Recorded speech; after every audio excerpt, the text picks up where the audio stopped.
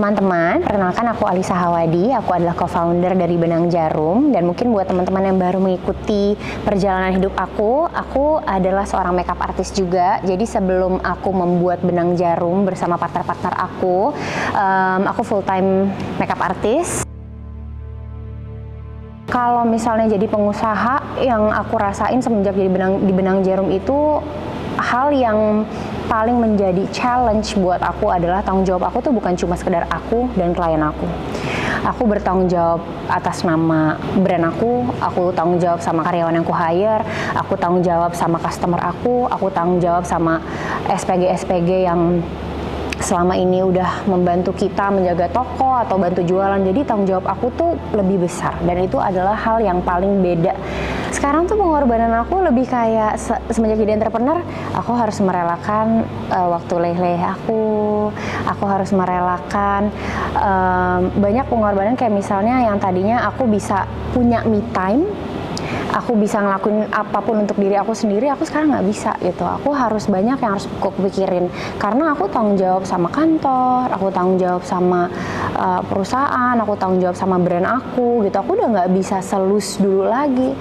Sejujurnya aku nggak pernah takut sih sama hidup aku. Aku bisa bilang aku tuh bisa sampai di sini mungkin karena aku nggak pernah takut apa-apa. Karena mungkin ekspektasi aku sama diri aku dan ekspektasi aku sama hidup aku tuh sangat rendah. Tenang, senang, aman, itu kan sebuah perasaan ya. Itu bukan sebuah goal, bukan sebuah goal yang ada dalam bentuk fisik besar, bukan dalam jumlah besar. Jadi sebenarnya cita-cita aku itu emang sangat rendah. Jadi di saat aku dibilang kayak gitu, aku nggak takut gitu, karena memang itu cita-cita yang simpel menurut aku, tapi sulit sekali. Aku tuh nomor satu tuh keluarga aku gitu. Aku tidak pernah punya mimpi lain selain aku bisa punya keluarga yang bahagia dan sehat.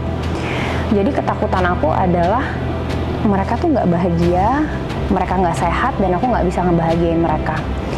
Terus juga aku tuh nggak nyangka aku bisa ada di sini, aku nggak nyangka Benang Jarum akan sebesar ini. Ketakutan terbesar aku adalah aku tuh nggak bisa berguna, aku nggak bisa nyenengin orang tua aku. Tinggalin sama ibuku waktu aku umur 12 tahun. Ibuku tuh kebetulan meninggal karena beliau tuh cancer. Jadi dia itu almarhumah tuh meninggal karena dia cancer paru-paru dan cukup akut sebenarnya. Jadi pada saat aku tahu beliau itu ternyata cancer stadium 4, dokter tuh cuma bilang, Bu, umur ibu cuma 3 bulan ya gitu. Kalau bisa ibu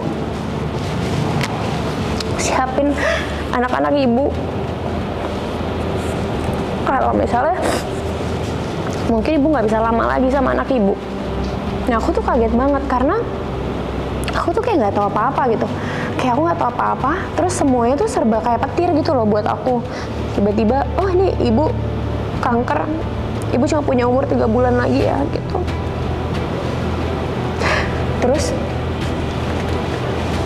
ibuku tuh dulu sebelum beliau meninggal, dia kan koma kan.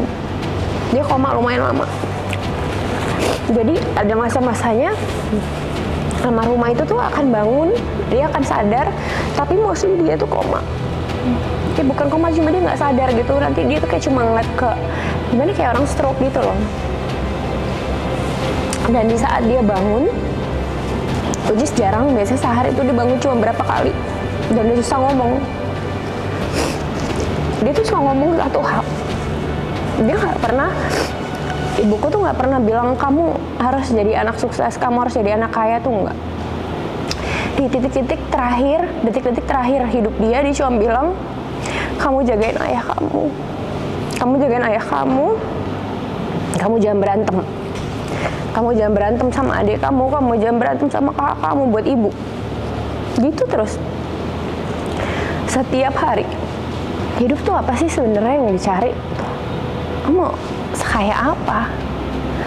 Lu mau sekaya apa kalau misalnya lu sama keluarga nggak akur?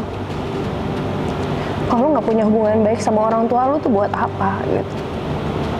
Jadi itu ketakutan terbesarku adalah depannya aku nggak bisa ngebahagiain ayahku, bukan hanya dalam segi materi, tapi dalam segi apapun. Apalagi aku yang bikin aku nggak nyangka adalah aku tuh orang yang paling nggak pernah kepikiran. Yang aku bilang tadi, aku nggak pernah kepikiran nih gue ke depannya mau jadi orang kaya, gue pokoknya harus ini enggak. Aku tuh orangnya udah, kamu tuh jalanin aja hidup, nggak nyakitin orang lain, udah kelar, itu aja. Aku tuh formula hidup aku cuma itu.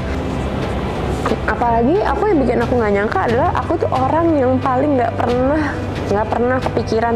Yang aku bilang tadi, aku nggak pernah kepikiran nih gue ke depannya mau jadi orang kaya, gue pokoknya harus ini enggak. Aku tuh orangnya udah, jalanin aja, kamu tuh jalanin aja hidup, nggak nyakitin orang lain, udah kelar, itu aja. Aku tuh formula hidup aku cuma itu.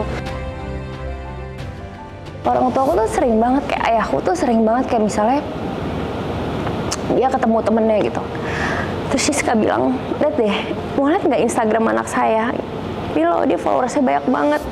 Ini anak saya nih gitu, namanya Alisa. Dia punya ini gitu. Terus aku tuh nggak nyangka aku ada di titik dimana ayahku tuh bisa ceritain tentang aku ke orang lain dan dia bisa banggain aku.